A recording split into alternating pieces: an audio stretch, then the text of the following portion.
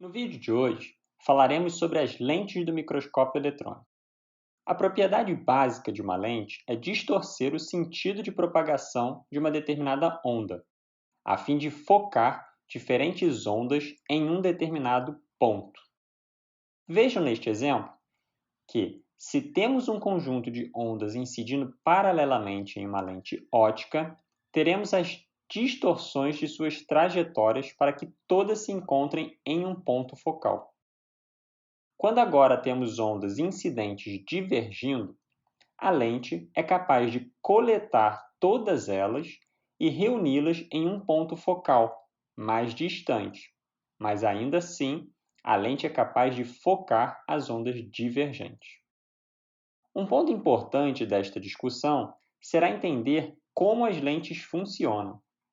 Para isso, podemos começar a tratar de lentes óticas, aquelas mais comuns e presentes nos microscópios ópticos.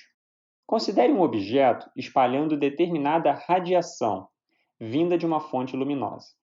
Este objeto irá espalhar radiação em todas as direções e sentidos, mas aqui iremos considerar apenas três dessas ondas espalhadas, que estão representadas em azul, verde e vermelho. Devemos entender essas frentes de ondas espalhadas como ondas que irão apresentar as mesmas amplitudes, mas oscilam em fases, haja vista que estão viajando pelo espaço. Desta forma, a fase das ondas estarão constantemente oscilando de 0 a 360 graus, como os ponteiros de um relógio girando com o passar do dia.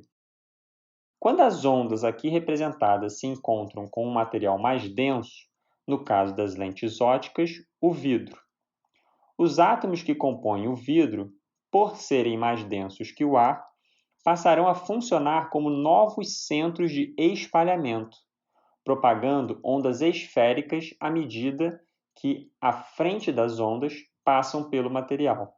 O efeito imediato que isto gera é uma redução na velocidade de propagação da onda pelo vidro, ou seja, ocorre uma compressão no comprimento da onda, mas a energia da onda se mantém a mesma. Quando a frente de onda sai do material e encontra novamente com o ar, essa onda retorna à sua velocidade e comprimento inicial. À medida que este fenômeno ocorre em inúmeras frentes de onda coletadas pelo material da lente, o vidro, haverá um determinado ponto atrás da lente, o foco, em que várias frentes de onda circulares que emanam do vidro sofrerão a interferência construtiva e se somarão neste ponto determinado. Em todos os outros pontos do espaço em que não houver interferência construtiva dessas frentes de ondas circulares, não ocorrerá a formação de pontos focais. Outra importante propriedade das lentes é a de produzir uma imagem ampliada de determinado objeto. Considere, por exemplo, um objeto representado por uma seta. Todas as ondas espalhadas pela ponta da seta, o objeto, serão coletadas pela lente e focadas em um determinado ponto atrás do ponto focal e a uma distância proporcional à altura do objeto. Vamos agora acompanhar um outro conjunto de ondas, em vermelho, que foram espalhadas da altura próxima ao meio do objeto, no meio da seta. A lente irá coletar e distorcer as ondas de forma a focá-las na região próxima ao meio da imagem. Este mesmo raciocínio ocorrerá se observarmos agora as ondas verdes, que vêm da base do objeto, a base da seta. Elas serão focadas para a base da imagem. Portanto, as lentes permitem a produção de uma imagem magnificada de determinado objeto, sendo a magnificação proporcional à distância entre a imagem e a lente, V, sobre a distância da lente ao objeto, U. Outra relação importante neste sistema de lente é a distância focal, sendo igual ao somatório das distâncias entre a lente e o objeto e a lente e a imagem. Como conclusão, o fato de uma lente poder focar ondas espalhadas introduz também a possibilidade de lentes produzirem imagens ampliadas de um objeto atrás de seu plano focal. Semelhante ao que ocorre em uma lente óptica, no microscópio eletrônico, dispomos de lentes magnéticas, que são capazes de focar o feixe de elétrons que se desvia do eixo óptico do microscópio. Quando feixes de elétrons passam paralelo ao eixo do microscópio, ou seja, não são espalhados pela amostra, estes não sofrem os efeitos das linhas de campo do sistema de lentes. As lentes no microscópio eletrônico são formadas por fios que passam no interior de um solenoide, e a corrente que passa por estes fios é capaz de produzir linhas de campo magnético ao redor de todo este solenoide. Quando um feixe de elétrons entra na lente em uma trajetória não paralela ao eixo do microscópio, as linhas de campo magnético formadas forçam os elétrons para a trajetória oposta, de forma a focá-los para o seu eixo óptico. Desta forma, os elétrons assumem uma trajetória em espiral, que os direciona ao encontro do eixo do microscópio.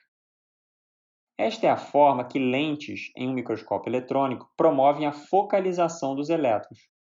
Mas se formos observar uma lente deste tipo por dentro, podemos ainda separá-la em 4 componentes que iremos apresentar agora. O principal componente é a lente propriamente dita, um conjunto de fios imersos no interior de um solenoide que distorce a trajetória dos elétrons. Isso é feito por meio das linhas de campo magnético produzidas pela corrente elétrica que passa no interior do solenoide. Como um microscópio eletrônico é composto por um conjunto de lentes, é muito difícil que todas as lentes sejam construídas exatamente no mesmo eixo óptico do microscópio, ou seja, estejam exatamente alinhadas uma à outra. Além disso, outros problemas que comumente ocorrem nesses microscópios é que o feixe de elétrons incidentes, vindos do canhão, não são sempre paralelos ao eixo óptico do microscópio e podem também estar ligeiramente deslocados.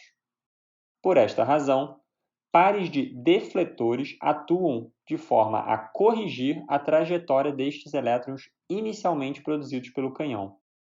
Por meio de linhas de campo magnético, estes defletores podem ajustar a trajetória do feixe de forma que possam descer paralelas ao eixo do microscópio. Um outro ponto importante a destacar é o fato de que nenhuma lente é capaz de produzir um campo magnético perfeitamente simétrico. Aspectos que perturbam a simetria do campo são dos mais diversos. Por exemplo, os fios do solenoide podem apresentar pequenas distorções nas regiões de curvatura, sendo mais espessos de um lado do fio que do outro. Isso pode alterar a resistividade do fio, que, por sua vez, afetará a corrente que passa ali. E, por fim, a simetria das linhas do campo magnético. Ou seja, em uma região da lente, as linhas do campo podem ser mais fortes que em outra região. Um outro fator é que lentes magnéticas são fontes de produção de calor e, por isso, apresentam câmaras com pequenos canalículos de água ao redor para seu arrefecimento. Como geralmente pode ocorrer variação na temperatura do sistema, e isso pode ocorrer, por exemplo, por conta de fontes externas de calor, como o próprio corpo dos operadores do microscópio, isso também é capaz de gerar alterações na resistividade das lentes e, portanto, assimetrias nas linhas de campo. Estes aspectos introduzem o conceito de que as lentes magnéticas do microscópio eletrônico são astigmáticas.